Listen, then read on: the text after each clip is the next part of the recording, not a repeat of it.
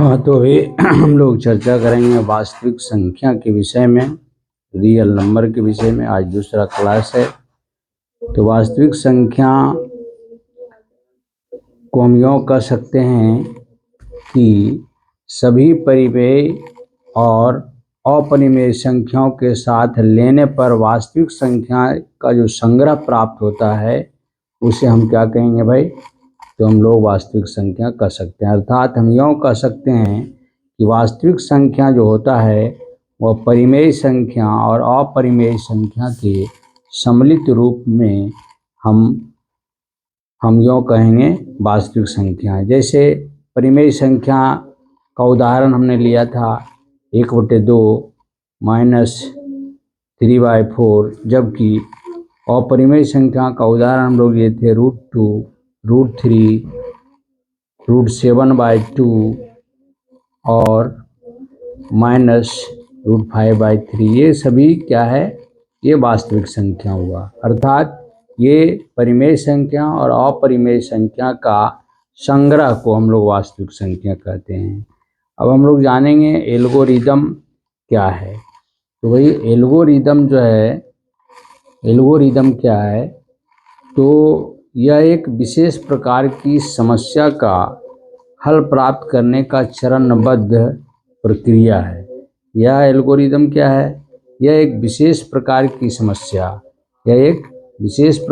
समस्या का हल प्राप्त करने की चरणबद्ध प्रक्रिया है, जिसे एल्गोरिदम कहा जाता है।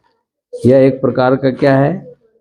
यह एक प्रकार का चरणबद्ध स्टेप बाय स्टेप प्रोसेस है, जिसके अंतर्गत हम विशेष प्रकार की समस्या का हल एल्गोरिदम के द्वारा हम प्राप्त करते हैं। अब भाई लेमा के विषय में जानेंगे क्या है। ये लेमा या प्रमेयिका भी इसको कहा जाता है। तो लेमा क्या है? यह एक सिद्ध कथन है। यह क्या है?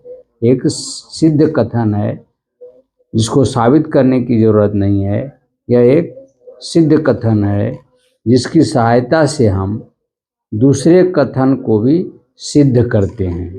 तो लेमा इसी को कहते हैं। अब हम लोग जानेंगे डिविजिबिलिटी क्या है, भाज्यकत्व क्या है।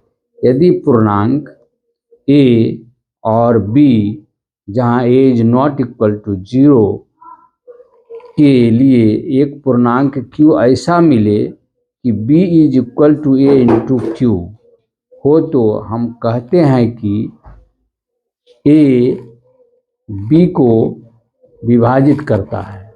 अर्थात या हम यूँ कहें कि b जो है a से विभाज्य है, डिविजिबिलिटी है। अर्थात b को a का गुणज या अपवर्त्य या मल्टीपल भी कह सकते हैं, और a को b का भाजक या अपवर्तक डिवाइज़र भी इसको कह सकते हैं। तो भाई भाजकत्व के विषय में हम लोग अब जाने। अब दूसरा जो क्लास में हम लोग पढ़ेंगे वह होगा यूक्लिड का भाग लेमा। क्या होगा भाई? उसके बाद हम लोग जानेंगे यूक्लिड का भाग लेमा। यूक्लिड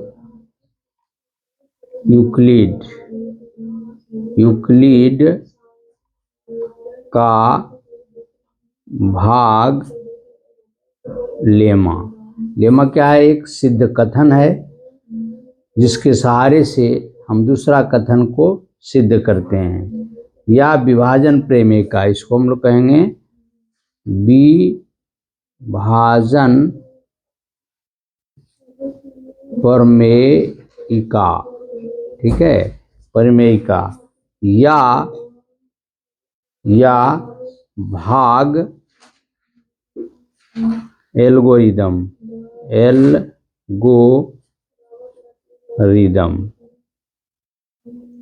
का चर्चा हम लोग अगला क्लास में करेंगे। तब तक के लिए आपसे इजाज़त चाहेंगे। जय हिंद, जय भारत।